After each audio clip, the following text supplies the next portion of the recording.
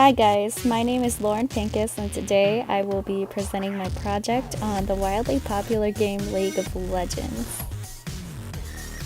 Through this project I aim to gather background information on the game and conduct data analysis in order to make recommendations for gameplay strategy. I used numerous games, about 10,000 of them, pulled directly from the Riot API, and began my analysis. Honestly, I'm kind of a noob. Going into this project, I knew absolutely nothing about League of Legends, but it is a wildly popular multiplayer online battle arena game produced by Riot Games. Players are called summoners, and each control an online character called the champion. A game consists of a red team and a blue team, and the ultimate goal of the game is to destroy the opposing team's nexus located on the opposite side of the map.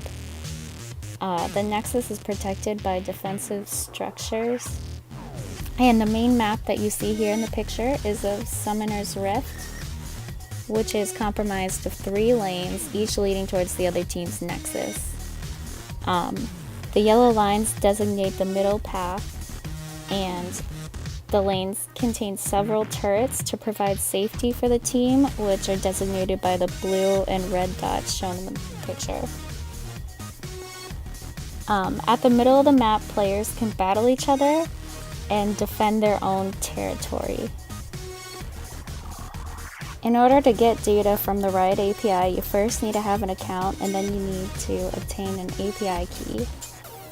Once you have the Riot API key, you can make HTTP requests, and if you follow Riot's API documentation, you will get back highly structured JSON data.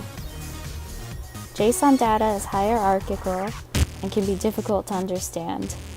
Basically, it consists of lots of colons and curly brackets, and in the JSON format, you cannot directly import data to a program like Excel or Weka without doing some kind of data manipulation first or converting to a CSV file. My goal of this analysis was to investigate whether the goal the teams have makes a difference in the outcome of the game, whether they win or lose, and to also look at underdog teams. Teams who were losing at the beginning of the game but somehow made a strong comeback and actually won. Ultimately, my hopes were to be able to find a statistically backed strategy to make recommendations for better gameplay. Here I've listed 3 other projects conducted on League of Legends that inspired me to do my project and also directed me towards gold analysis. I'll provide these links in the description below. In the first project, the author built a Markov chain model, which is basically a collection of different states of the game and the likelihood that the game will switch states. Here, he defined a state as gold differences between the teams, and he found that he was able to quite accurately predict whether games would be won or lost in real time based on these gold differences and state switching. In the project, the author looked at how the map actually directed gameplay specifically for Summoner's Rift, and he looked at all the different structures on the map, like starting positions and the player choices for different lanes, and actual strategies for defending the team's nexus as well as for invading the other team's half of the map and ultimately defeating them. The last project I show here took a very data-centric approach and investigated all sorts of different attributes, including game duration, wins, teams, gold, kills, and turrets over about 7,621 games. His verdict was that blue teams win more often than red teams, that winning teams typically have more gold during the game than the losing teams do, and also teams with kills early on in the game are much more likely to win. For my project, I converted Riot's JSON format to CSV files, but this took way too long because I had to write a brand new Python script every time I wanted new data. So I created a Python application to crawl through the API, collect data, and transform it into a relational format so that it could be stored in a SQLite database. To crawl through the data, I started with the North American summoner Faker and was able to get data from all the players he's played against and successively all the players they have played against, and so on and so forth until 10,000 games were collected.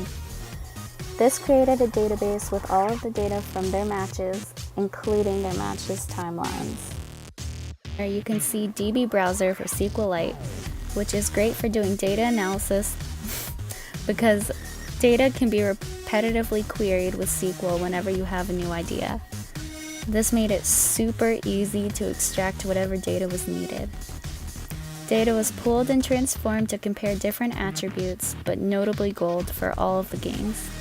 The goal was to do analysis on gold, but first further data cleaning was needed. To do the analysis, a variety of tools were used, including Weka, Tableau, the Pandas library for Python, DB Browser, and Excel. Data from a variety of maps, so I had to narrow this down to include only the Summoner's Rift map. The game duration also varied extremely, so I calculated the mean and median values and found these to be roughly 26 minutes. To stay consistent, I narrowed my data down to only include games from the Summoner's Rift map that were 28 frames long, which is approximately equal to 26 minutes. And this produced over 700 games. Next, I used some statistical analysis to determine a viable hypothesis and test it. The data showed that winning teams typically have more gold, and this was actually quantifiable. Oddly enough, winning teams typically start the game with less gold, but this changes around 7 minutes, and by 10 minutes into the game, the team with more gold has a much significantly higher chance at winning. I took a data set of underdog teams of over 300 games where the teams had much less gold by 5 minutes into the game, but actually ended up winning. I used a paired t-test with a null hypothesis that the Baron and inhibitor kill values were from the same population. Basically, this meant that winning and losing teams killed the same amount of Barons and inhibitors. The null hypothesis was actually rejected with a p-value of less than 0.0001. Basically, this means that these underdog teams killed a lot more Barons and inhibitors. Therefore, it is pretty safe to say that if you are behind in gold by 5 minutes into the game, go work on your Baron and inhibitor kills. Then doing this project was well worth it because it was successful in coming up with a recommendation for gameplay. I wish I had created the Python application for the SQLite database sooner though, because it was nearly impossible to do this project without it. Disclaimer. While the null hypothesis was rejected with a lot of significance, it doesn't mean that my recommendation is always true because of all the data pruning that was done to get there. Also, the t-test just determined the likelihood that there is a difference between winners and losers based on the Baron and inhibitor kills. Going on, any predictive recommendation should be taken with a grain of salt. I started my project by saying that gold is an important factor in winning or losing a game, particularly by the 10-minute mark.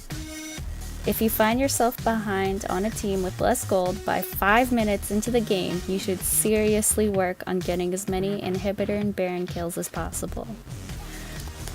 I learned through this project that the JSON format is also not conducive to data analysis, and data must be transformed into a tabular format to make it easier to work with. If there's one takeaway from my project, just remember, gold, Baron kills, and inhibitor kills make winning.